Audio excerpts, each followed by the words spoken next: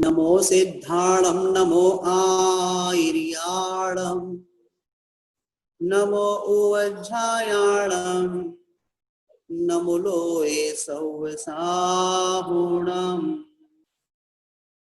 पंच परमेष्टि भगवान की जय। द्वादशांग जिनवाणी माता की जय। आचार्य भगवंत गुरुवर श्री विद्या सागर जी महामुनिराज की जय। तीन पूज्य मुनि श्री निर्दोष सागर जी महाराज की जय। पूज्य मुनि श्री निर्लोभ सागर जी महाराज की जय। तीन कम नौ करुण महा मुनिराजों की जय। धर्म स्नेही बंधुओं, अपन लोग यहाँ पर प्रतिक्रमण का अर्थ समझ रहे हैं। विगत दिनों से आप सभी लोग बड़े ही उत्साह के साथ इस प्रतिक्रमण के अर्थ को जान सुन समझ रहे हैं। हम लोग यहाँ पर प्रतिक्रमण भक्ति में कल अपन लोगों ने 2 प्रतिमा के अंतर्गत 5 अणुव्रत, 3 गुणव्रत और 4 शिक्षा व्रतों में 2 शिक्षा व्रतों का अपना आख्यान हो चुका था, जिसमें प्रथम शिक्षा व्रत जो है भोग परिमाण और दूसरा शिक्षा व्रत परिभोग परिमाण। जो एक बार वस्तु भोगने में आती उसको भोग कहते हैं, जो बार बार वस्तु भोगने में आती उसको परिभोग कहते हैं। कुछ आचार्यों ने इसी परिभोग को उपभोग नाम दिया है और भोग को भोग नाम दिया है भोगोपभोग। भोग यानी एक बार, उपभोग यानी बार बार। यहाँ पर प्रतिक्रमण में परिभोग यानी एक बार, भोग यानी एक बार और परिभोग यानी बार बार। ऐसे 2 शिक्षा व्रतों की प्रतिक्रमण भक्ति अर्थात तत्संबंधी जो मेरे द्वारा दोष लगे थे उसकी अपन ने यहाँ पर निंदा ग्रह आलोचना की है। हे भगवान, मेरा ये पाप मिथ्या होवे। हम आगे चलते हैं। अब यहाँ पर सामयिक शिक्षा व्रतों में तीसरा शिक्षा व्रत जो है अतिथि समविभाग। उस अतिथि समविभाग में मेरे द्वारा दिन में रात में मन से, वचन से, काय से, स्वयं के द्वारा अथवा दूसरों के द्वारा अथवा किए गए की अनुमोदना यदि की हो भगवान, तस्मिच्छा में दुक्कड़म, मेरा वो पाप दुष्कृत मिथ्या हो गए, ये भावना यहाँ पर भरते हैं। पडिक्कमामि बनते वद पडिमाए तिदीय शिक्षा वदे सचित्त निक्षेपेण वा सचित्त पिहाणेन वा पर ओ एसेन वा कालायक मणेन वा मच्छरेण वा जो मैं राइयो देवसियो ऐचारो मनसा वर्षा कायन कदो वा कारिदो वा कीरंतो वा समण मणिदो तस्मिच्छा में दुक्कड़म। ये अपन ने गद्य पढ़ा। ये तीसरा अतिथि संविभाग जो व्रत है तत्संबंधी पापों की आलोचना के रूप में प्रतिक्रमण करने वाला प्रतिमाधारी ऐसा वो साधक अथवा साधिका यहाँ पे कहते हैं बनते। हे भगवान, कहते वद पडिमाए, कहते व्रत प्रतिमा में। व्रत प्रतिमा कौन सी है? दूसरी प्रतिमा का नाम व्रत प्रतिमा। भी दूसरी प्रतिमा की चर्चा चल रही है, क्योंकि दूसरी प्रतिमा में 12 व्रत होते हैं। 12 व्रतों में अभी अपन लोगों ने 5 और 3 8 और 2 10 ऐसे 10 व्रतों का अपन ने प्रतिक्रमण किया। अब 12 में बचे 2। एक अतिथि संविभाग जिसकी अपन चर्चा कर रहे हैं, 11वें नंबर के व्रत की चर्चा चल रहे हैं, तो वद पडिमाए। ऐसी दूसरी व्रत प्रतिमा में कहते हैं कि तिदीय शिक्षा वदे, जो तीसरा शिक्षा व्रत है ऐसे तीसरे शिक्षा व्रत है जिसका नाम है अतिथि संविभाग। वो लिखा नहीं है यहाँ पर, लेकिन लगा लेना। ऐसे अतिथि संविभाग में सचित्त निखेवेण, सचित्त का अर्थ होता है जो जीव से सहित होता है, ऐसा सचित्त। कोई पत्ता ले लीजिए, उसमें निक्षेप, निक्षेप यानी होता है रखना। क्या रखना? किसी वस्तु को आपने उसमें रखा। बहुत से लोग भोजन पान करते हैं, तो भोजन पान में अब कौन थाली आदि का जुगाड़ करेगा? भैया रास्ते में है, चलो पत्ता तोड़ लिया और पत्ते को तोड़ करके पानी से धो लिया, साफ कर लिया और उसी में दाल भात रोटी वगैरह रख करके निक्षेप वस्तु को रखा। किसमें रखा? सचित्त निक्षेपेण। ऐसे सचित्त निक्षेप उस वस्तु में आपने प्रासुक पदार्थ को रखा हो, ये भी हमारे लिए अतिचार की कोटि में आता है। इसलिए अतिथि संविभाग व्रतों को पालन करने वाला जो होता है वो इस प्रकार ऐसे सचित्त वस्तुओं में, सचित्त ऐसे पत्ते आदि में उस भोजन पान को, प्रासुक भोजन पान को नहीं रखता है, तो कहते हैं कि दिन में रात में मेरे द्वारा मन से वचन से काय से कृतकार्य तन्मोदना के द्वारा जो दुष्कृत हुआ हो तस्मिच्छामि दुक्कड़ाम। ये एक बात हुई। फिर उसके उपरांत कहते सचित्त पिधानेन, दूसरा पद आ रहा है आगे। सचित्त पिधान का अर्थ होता है कि सचित्त ऐसे पत्ते से ढक दिया हो। अब रास्ते से जा रहे थे साधक साधिका प्रतिमाधारी, विहार आदि कर रहे थे। अब कौन भैया ऊपर ट्रक में से सामान निकालेगा? पानी भर लिया, गर्म हो गया है, अब ढाक करके रखना है। तो उन्होंने सोचा चलो पत्ता तोड़ लो, पत्ते फीके लगे हैं जंगल में, जहां तहां वहां से तोड़ करके ले आए और ला करके आपने पत्ता ही ढक दिया। किसके ऊपर ढक दिया? उस प्रासुक ऐसे धातु के बर्तन के ऊपर जिसमें पानी आदि कोई सामग्री कुछ भी रखी हो। आपने 2, 5, 10 पत्ते तोड़ करके कहा 10 थाली 10 प्लेट लेकर के आएंगे और ला करके आपने रख दिया। ये हो गया सचित्त पिधान, अर्थात ऐसे सचित्त उस पत्ते आदि के माध्यम से ढका हो। ये दूसरा अतिचार आदि लग जाते हैं। फिर कहते हैं पर उपदेशेण, अर्थात पर के उपदेश से या अन्य का द्रव्य अपना कह कर दिया, ये परोसेन कहलाता है। पर व्यपदेश अपन लोग पढ़ते हैं आचार्य उमा स्वामी जी महाराज को तत्वार्थ सूत्र का 7वां अध्याय, जहां पर ये जो अतिथि संविभाग आदि व्रतों की चर्चा शिक्षा व्रतों की करेंगे, वहीं पर उनके अतिचारों का भी कथन किया जाएगा। उन अतिचारों में पर व्यपदेश नाम का अतिचार लगता, उसी को प्रतिक्रमण में पर व्यपदेश के नाम से कहा गया है। ऐसा पर व्यपदेश वो कहलाता है कि मान लीजिए आप किसी चौके में आहार के लिए गए, तो कैसे गए? खाली हाथ पहुंच गए और खाली हाथ पहुंच करके उन्हीं के चौके का द्रव्य उठाया और उन्हीं महाराज को दे दिया। तो आपने अपना क्या दिया? ये तो दूसरे का द्रव्य था, सो आपने महाराज को दे दिया। ये कहलाता पर व्यपदेश।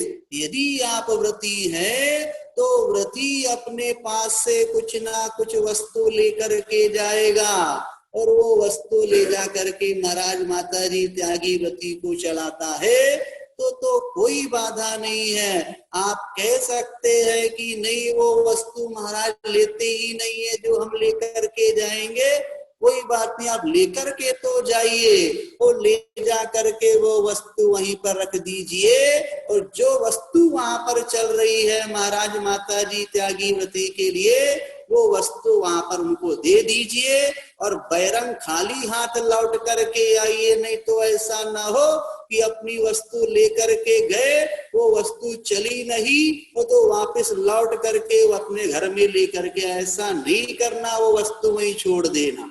कौन सी वस्तु? जिसे आप लेकर के गए थे, नहीं तो पर व्यपदेश नाम का आपके लिए अतिचार लगेगा।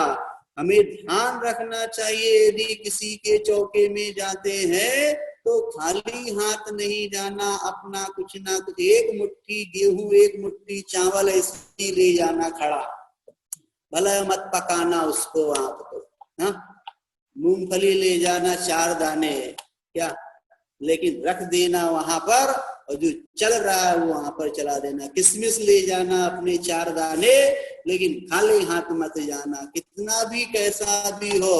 एक बाल्टी, एक छोटा सा आधा लीटर पानी अपना छान कर गर्म करके ले जाना, नहीं कुछ आपके पास में हो, किंतु वहां पर कुछ ना कुछ अपने हाथ का, अपना स्वयं का द्रव्य चलना चाहिए। दूसरे के द्रव्य को देख करके यदि आप आनंदानुभूति करते कि मैंने तो वह 16 महाराज को आहार दे दिया, ये आहार दान की कोटि में नहीं आता। ध्यान रखना, होते बहुत से ऐसे बावले, हाँ? ट्रेन पहुंच जाती कभी गुरुजी के पास में, भावना होती है कि हमको आहार देना चौका लगा दे, तो सुबह पहुंचे शाम को लौटना है, तो भावना तो है आहार देने की।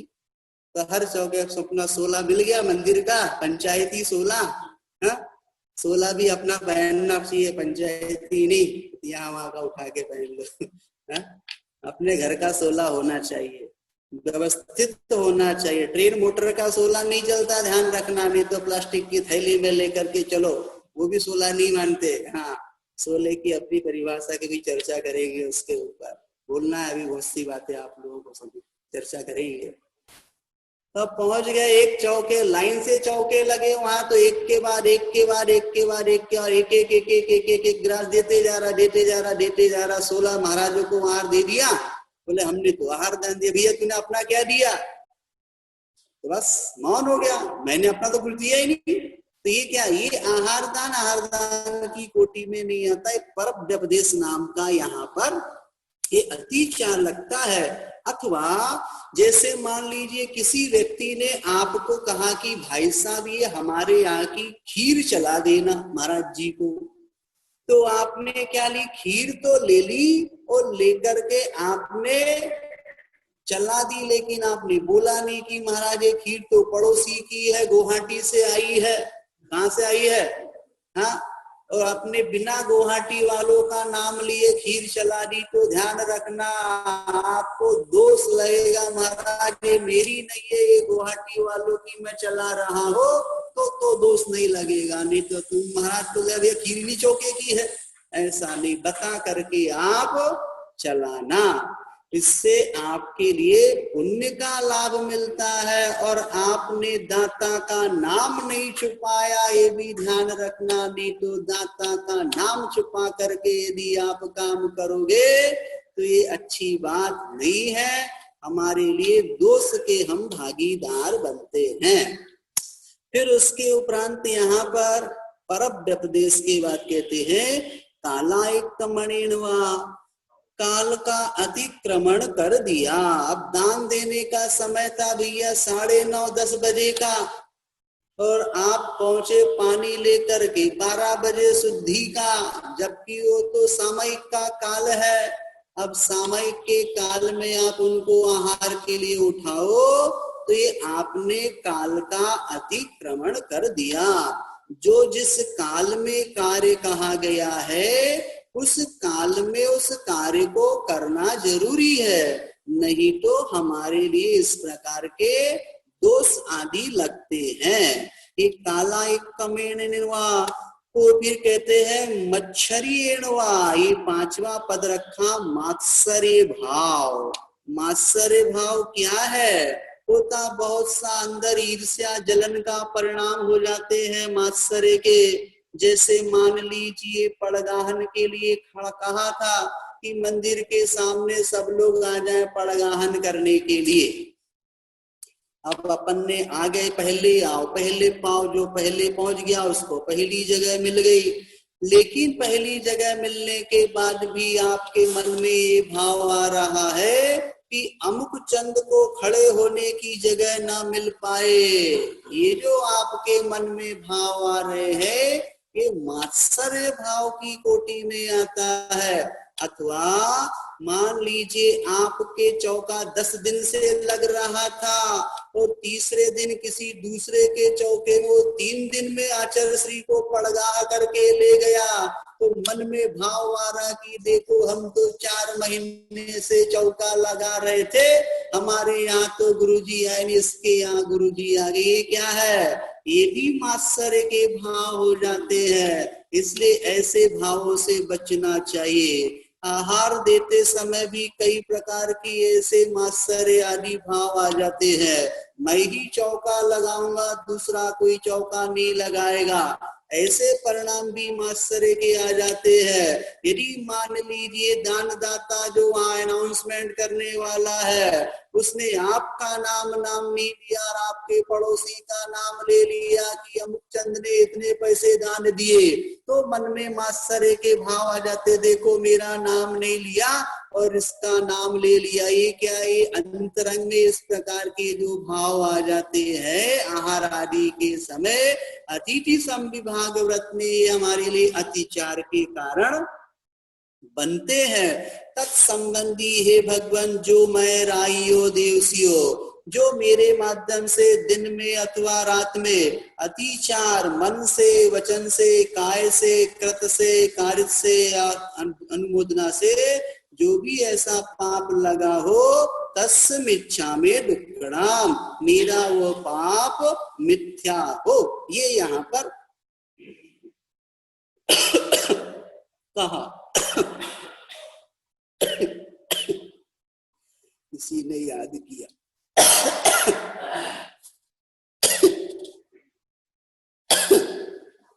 आगे चलते हैं।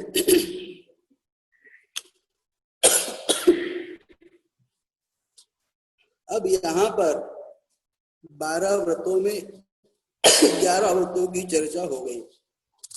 अब जो 12वां व्रत है वो 12वां व्रत अथवा चौथा शिक्षा व्रत, उस चौथे शिक्षा व्रत के विषय में यहाँ पर संलेखना की चर्चा चलती है। अर्थात 12 व्रतों में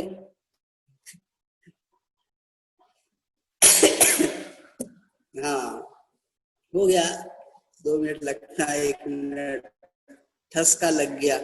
किसी अपने ने मुझे याद किया है, ऐसा लोग, मेरी माँ कहती थी जब ठसका लग जाए तो कोई अपना याद करता। अच्छा है किसी ने याद किया। परिकमामि भन्ते वद परिमाए चौथे शिक्षा वदे है, जीविदा संसनेन वा मरणा संसनेन वा मित्ताणुरायण वा सुहाणु बंधेन वा निदानेन वा जो मैं राई देवसियो राइयो ऐ चारो मनसा वचसा कायेन कदो वा कारिदो वा कीरंतो वा समणुमन्निदो तस्मिच्छामि दुक्कड़म। कहते हैं यहाँ पर परिकमामि भन्ते हे भगवान, भन्ते हे भगवान वद परिमाए, व्रत प्रतिमा में, दूसरी प्रतिमा का नाम व्रत प्रतिमा है, ऐसी व्रत प्रतिमा के चौथे शिक्षा वदे, ऐसे चौथे यानी चौथे शिक्षा व्रत में कहते हैं कौन सा चौथा शिक्षा व्रत? समाधि मरण। ऐसे उस चौथे शिक्षा व्रत समाधि व्रत के पालन करने में कहते जीविदा संसनेनवा, जीने की आशा। ये तो अपन लोग कहते जीविता संशा, अपन लोग पढ़ते ना समाधि मरण पाठ में। जीने की हो न इच्छा, मरने की हो न वांछा। तो यहाँ पर यही बात है कि ऐसे उस समाधि मरण के व्रत पालन करने में जीने की आशा से, मरणासंसनेन वा, शीघ्र मरण की आशा अथवा मरण का भय करना, या मैं मर जाऊं क्या, ऐसा जो भाव करना, ये मरणासंसनेन वा। फिर कहते हैं आदि ऐसे जो संक्लेश परिणाम हो जाते मरने को लेकर के, ये भी अतिचार की कोटि में आते हैं। और फिर कहते हैं मित्रानुरायण वा, मित्रों के प्रति अनुराग होना, जिनके साथ आपका मैत्री संबंध था, जिनके साथ आपकी दोस्ती थी, उनके साथ आपका अनुराग प्रेम का संबंध रखना, तो इष्ट मित्र जनों से प्रेम रखना, ये भी उस समाधि मरण व्रत में अतिचार माना गया है। फिर कहते सुहानुबंधेन वा, सुहानुबंधेन का अर्थ होता है सुखानुबंध। सुखानुबंध के मायने पूर्व में भोगे हुए जो भोग थे उन भोगों का स्मरण करना। अरे मैं तो बढ़िया सेठ था, मेरे घर में कोई कमी नहीं थी, खाने पीने नौकर चाकर सारी विलासिता पूर्ण वस्तुएं थी। उस समाधि मरण के संदर्भ में ऐसे हमारे लिए क्या हो जाते हैं, ऐसा उपयोग चला जाता है। ऐसा उपयोग भी उस समय नहीं जाना चाहिए, नहीं तो हमारे लिए अतिचार आदि का कारण बनता है। ये सुखानुबंध, पूर्व में भोगे हुए भोगों का स्मरण करना और व्रतादि का पालन कर सांसारिक सुखों की इच्छारूप करना। निदानेन प्रकार है कि ऐसे व्रतादि का जो मैं पालन कर रहा हूँ, इन व्रतों के पालन करने से मुझे सांसारिक नहीं, चलने दो, अभी तो कुछ नहीं हुआ है। समाचार आ रहा है कि भैया जी इतना ही रहने दो, इतना नहीं अभी चलने दो, जब तक अपनी क्लास चलती 4:32-33 तक।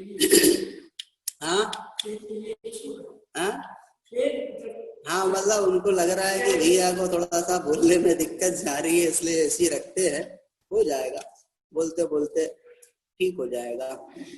क्या कह रहे हैं यहाँ पर, निदानेन। निदानेन का अर्थ होता है कि मैंने जिन व्रतों का मैं पालन कर रहा हूँ या पालन कर रही हूँ, इन व्रतों के पालन करने से मुझे सांसारिक सुखों की इच्छा प्रकार से निदान के द्वारा जो मेरे द्वारा दिन में रात में अतिचारो यानी अतिचार हुआ है, मन के द्वारा, वचन के द्वारा, कायेड यानी काय के द्वारा।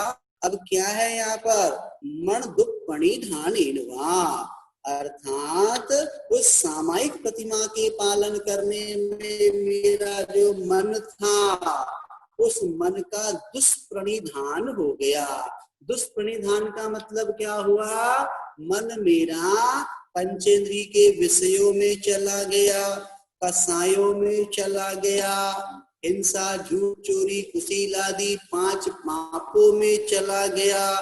तो मन हमारा क्या हो गया, अस्थिर हो गया।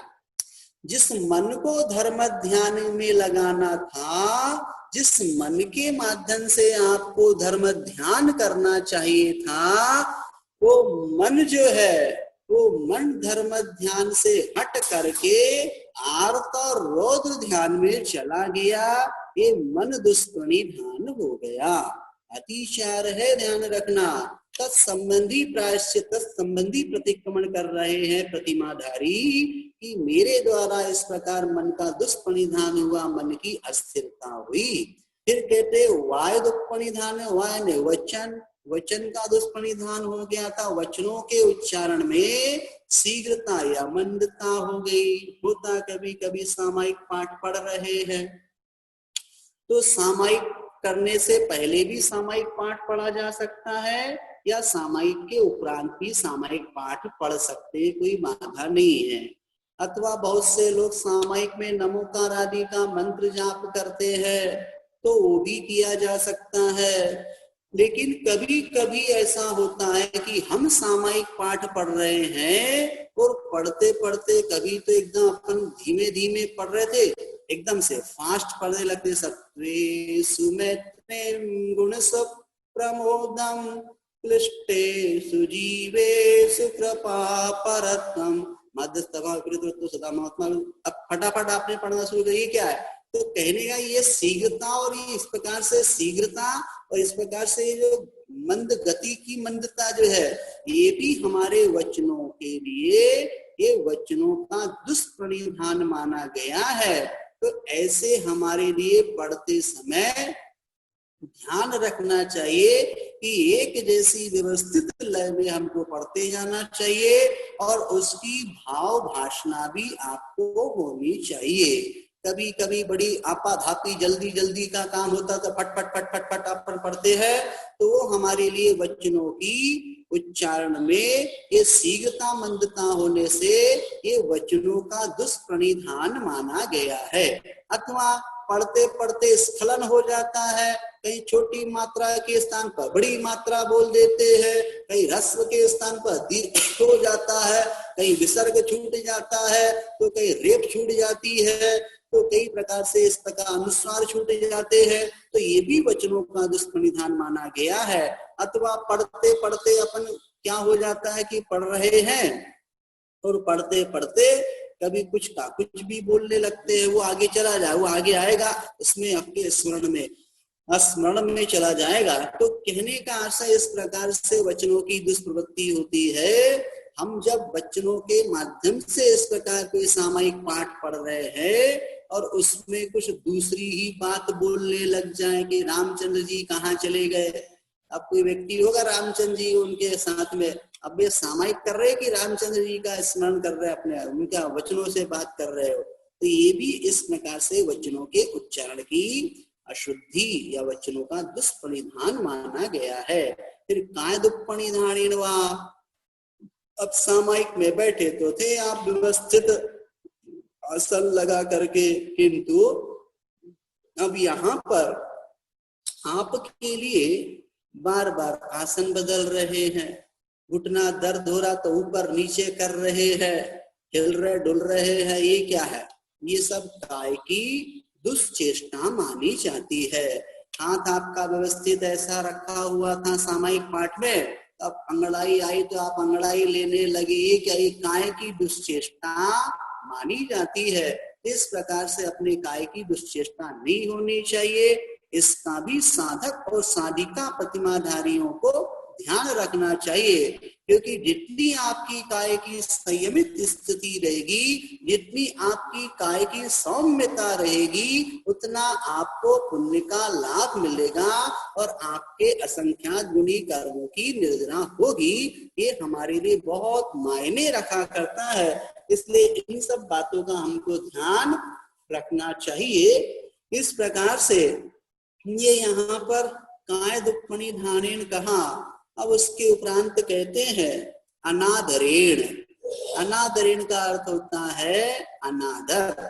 अनादर के मायने, अब जैसे सामायिक करने बैठना था आपको, तो सामायिक कर रहा, हाँ भैया सामायिक पड़ी है करने के लिए, अरे सामायिक पड़ी है, ये शब्द क्या आपके क्या सामायिक के प्रति बहुमान के शब्द हैं कि सामायिक करना पड़ी है, मतलब अब करना तो है, तो ऐसे शब्दों का प्रयोग नहीं कि नहीं, सामायिक तो मेरा आवश्यक है, उस सामायिक के प्रति आपको बहुमान होना चाहिए, लेकिन उसमें आपने अनादर कर दिया। अथवा आप सामायिक करने बैठना था टाइम से और समय निकल गया, अपन पंचायत करने लगे लोगों के साथ गप, तो गप्पा गोष्ठी में समय निकाल दिया, सामायिक का कार्य इधर उधर कर दिया, ये अपन ने अनादर किया सामायिक के साथ में। अथवा और भी सामायिक में बैठे थे, तो सामायिक में बैठना था तो अपन को सामायिक में व्यवस्थित बैठना था, लेकिन अपन ने हाथ पैर फैला करके बैठ गए, ये क्या है? ये भी सामायिक के प्रति इस प्रकार अनादर भाव माना जाता है। इसलिए ऐसे अनादर भी हमारे माध्यम से नहीं होना चाहिए, नहीं तो ये भी अतिचार की कोटि में आता है अनादर। और फिर उसके बाद कहते हैं सदी अनुवठावणेनवा। इसका अर्थ ये होता है कि सदी अनुवट्ठावनेन का अर्थ हो गया सामयिक पाठ का विस्मरण हो जाना।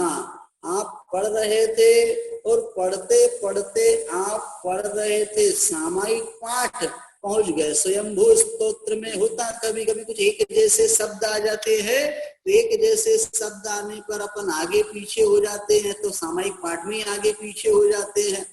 या कभी कभी ऐसा होता है कि अपन पढ़ रहे यहाँ पहुंच जाते, कहीं महावीराष्टक पहुंच गया, कभी स्वयंभू में पहुंच गया, तो कहीं भक्तामर जी में पहुंच जाते हैं। तो ये क्या हुआ, ये आपके उपयोग की चंचलता होने की वजह से आप पठित पाठ को भूल गए। इसलिए बड़े ही सहजता और बड़ी ही सजगता के साथ में ऐसे पाठ को हमें पढ़ना चाहिए। इस प्रकार से यहाँ पर जो मेरे द्वारा देवसियो दिन में राइयो रात्रि में कहते अचारो मन के द्वारा अतिचार मन से वचन से कायड़ काय से किया हो, कराया हो, करते हुए की अनुमोदना की हो, ये सारा का सारा पाप मेरा मिथ्या हो। ये यहाँ पर तीसरी प्रतिमाधारी श्रावक अथवा श्राविका के द्वारा ये प्रतिक्रमण हुआ। अब उसके उपरांत चौथी प्रतिमा आ रही है। इस चौथी प्रतिमा के विषय में कहते हैं परिक्रमामि भन्ते पोसह परिमाए प्रोसद प्रतिमा। लास्ट 5 मिनट टाइम बचा है अपने पास, हो जाएगा जब तक। यहाँ पे कहते हैं अपरिवेख्याप मज्जियो सज्ञेण वा अपरिवेख्याप मज्जिया दानेन वा अपरिवेख्याप मज्जिया संथारो वक्कमणेन वा अवस्या नादरेण वा सदी अनुवट्ठावनेन वा जो मैं राइयो देवसियो ऐशारो मनसा वस्सा कायन दो वा कार्य दो वा किरंतो वा समनुमन्नि दो तस् मिच्छा में दुक्कड़ा। ये चौथी प्रतिमा की चर्चा करते हैं। भन्ते हे भगवान पोसह परिमाए प्रोसद प्रतिमा। चौथी प्रतिमा का नाम क्या है? प्रोसद। तीसरी का नाम क्या था? सामायिक। दूसरी प्रतिमा का नाम व्रत प्रतिमा। पहली प्रतिमा का नाम दर्शन प्रतिमा। तो ऐसी पोसा ने प्रोसद प्रतिमा के पालन करने में जो मेरे द्वारा दोष लगे हो उन दोषों का मैं परिक्रमामी मैं प्रतिक्रमण करता हूँ। ऐसा वो श्रावक जो प्रतिमाधारी है वो इस प्रकार से प्रतिक्रमण के समय ये भावना ये संकल्प करता है। कहते अपरिवेख्यापमज्जियो सज्ञेणवा, कहते हैं अप्रत्यवेक्षित। अपन जब पुरुषा प्रतिमा पढ़ते हैं तो अप्रत्यवेक्षित अप्रमार्जित उत्सर्ग अर्थात यहाँ पे कहते हैं कि जो प्रोसद प्रतिमा का पालन करते हुए जीव जंतुओं को बिना देखे ही अवेक्षित अवेक्षित ईक्ष धातु देखने अर्थ में होती है और निषेधवाची है अर्थात हमने उन जीव जंतुओं को बिना देखे ही ऐसे भूमि आदि प्रदेशों पर उन जीव जंतु से रहित थे ऐसे उसमें वहां पर हमने क्या कर दिया? बिना देखे ही मलमूत्र आदि का क्षेपण कर दिया। अर्थात जिस जमीन पर जीव जंतु चल रहे थे उन्हें बिना देखे हुए बिना सोधे हुए जमीन में मल मूत्र आदि का क्षेपण करना ये अपरिवेख्याप मज्जियो सज्ञेण वा, ये पहला पद जो है ये इसका अर्थ हुआ। फिर उसके उपरांत कहते हैं अपरिवेख्याप मज्जिया दानेन वा आदानेन ग्रहण करना। अब यहाँ पर कहते हैं कि अप्रत्य और अवेक्षित अप्रमार्जित, न तो हमने उसको देखा अर्थात बिना देखे और फिर अप्रमार्जित बिना शोधन किए ऐसे उन वस्तुओं को जो भी वस्तुएं आदि थी चाहे वो पूजन के वस्त्र हो पूजन के कोई उपकरण हो अथवा घर की और भी कोई दूसरी वस्तुएं हो उन वस्तुओं को हमने उठाया हो तो तस्मिच्छा में दुक्कड़म वो मेरा पाप मिथ्या होवे। ये यहाँ पर दूसरे पद का अर्थ हुआ। फिर कहते संथारो मणिनवा संस्तर का अर्थ यहाँ पर होता है कि अप्रत्य अपेक्षित, कहते बिना देखे बिना सोधे हुए वस्त्र है, चटाई है आदि को अपन ने क्या किया, वहां पर बिछा दिया। तो बिना देखे बिना सोधे आपने बिछाया, जीव आदि की हिंसा हुई है, तस्मिच्छा में दुक्कड़ाम। और फिर आगे कहते हैं आवश्यनादरेण वा, अर्थात अनादर।